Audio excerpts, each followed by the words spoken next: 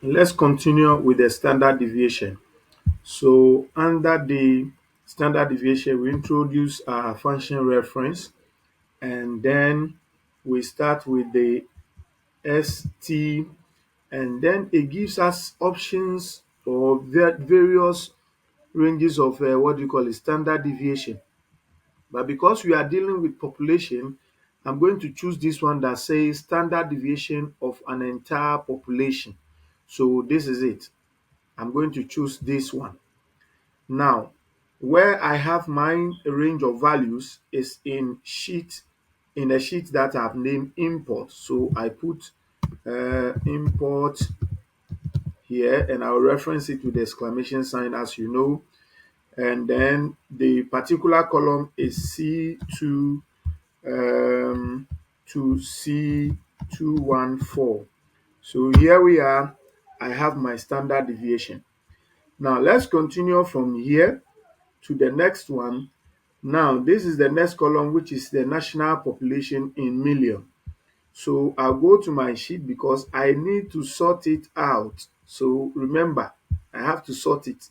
If you don't, then your value may not be correct. So I'll sort it first, then come back to where I have my quartiles calculation. So I input equal sign.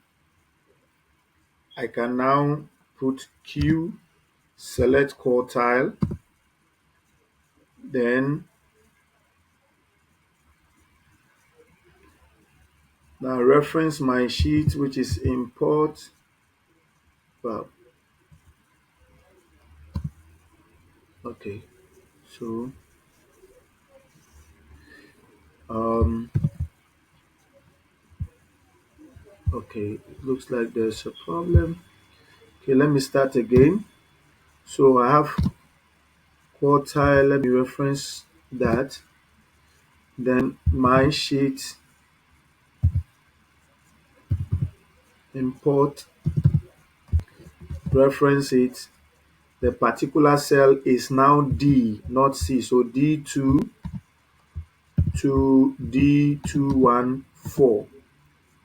And then the quartile we are looking for is the first. So I put 1, and then I have my value here. In the same manner, I'm going to do this also. So there's a suggestion, but I'll just accept it and then go and edit the E out of it, because we are not yet in the column E, we are doing D. So I will just choose it and edit the E out, and then also choose 2 because we're calculating for the second quarter. So I input it, and that's it. Now I come to the third quartile, reference Q, select quartile, import your input your reference, your sheet reference, and then we are still working on D2, D214, and this is the third quartile. So I will enter. Now my interquartile range is the third quartile minus the first quartile, and boom, I have some answer here. Now I go to my standard deviation function reference ST. I go to select the appropriate one, and then reference my sheet, which is import. And now we are working with D, so D2 to D214, and boom, we have that one as well. So here we are. In such manner, you can go through all of it till you have the last one of it that you are looking for.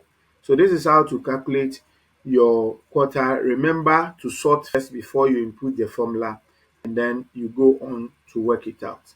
Thank you.